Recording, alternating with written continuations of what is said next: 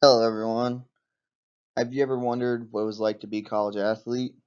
Well, there's been a huge question going around whether college athletes should or should not be required to meet the academic requirements of their schools. Whether it's Division 1, Division 2, or even a two-year school, schools require athletes to reach a certain academic level of their program. Why should athletes need academic requirements? Athletes always want to excel on the field. If you give them an opportunity to succeed in the classroom, they would be better on in life.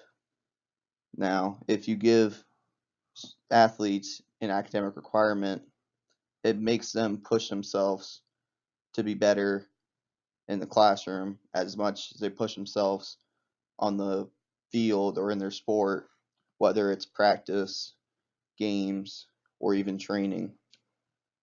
Now, some schools have a base requirement like a 2.0 GPA with certain scores on the SAT and ACT, but today they've changed the requirements to a 2.3 GPA, a higher SAT score, and a higher ACT score.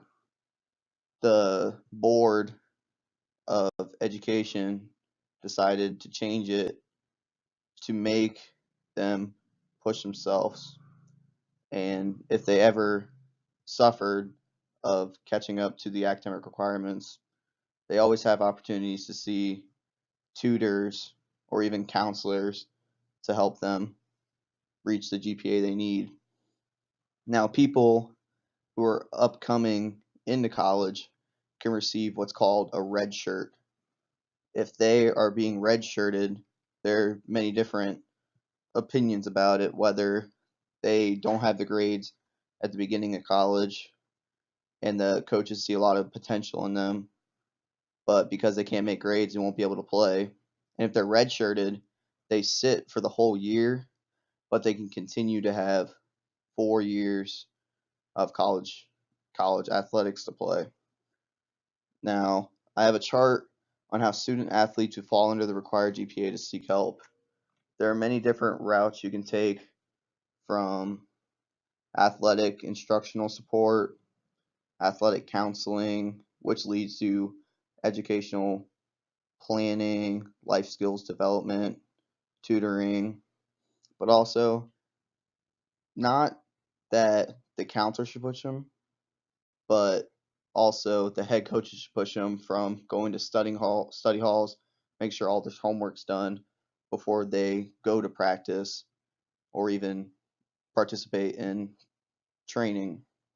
I have a quote here from Coach Carter that student athlete, the student comes first, which is really important because if athlete comes before student, they won't be able to play, because if they can't reach the grades in the classroom, they won't be able to be an athlete on the field. Gives a better understanding of how coaches are changing the game today by making athletes work harder. I have here a pie chart that shows the balance of a student athlete's life, of what they have to do on all the stuff they have to balance while being an athlete, like social life and schooling, but because they receive an academic requirement, it pushes them to balance all of them instead of focusing on one thing. Now, here I want to compare students and athletes. Students have homework, a job if they choose to have one, and class attendance, compared to an athlete who has homework, class attendance, practice, training, games, and nutritions and diets they have to follow.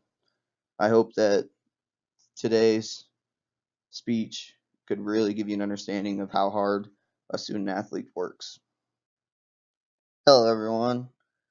Have you ever wondered what it was like to be a college athlete? Well, there's been a huge question going around whether college athletes should or should not be required to meet the academic requirements of their schools. whether it's Division 1, Division 2, or even a 2-year